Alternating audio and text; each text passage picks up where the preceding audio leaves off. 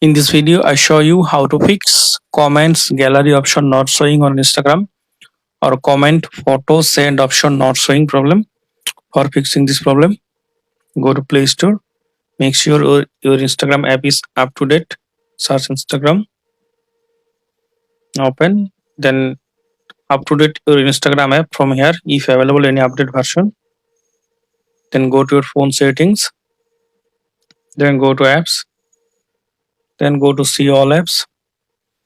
Now search for Instagram, tap on Instagram, tap on force stop, then okay, then tap on storage, clear cache.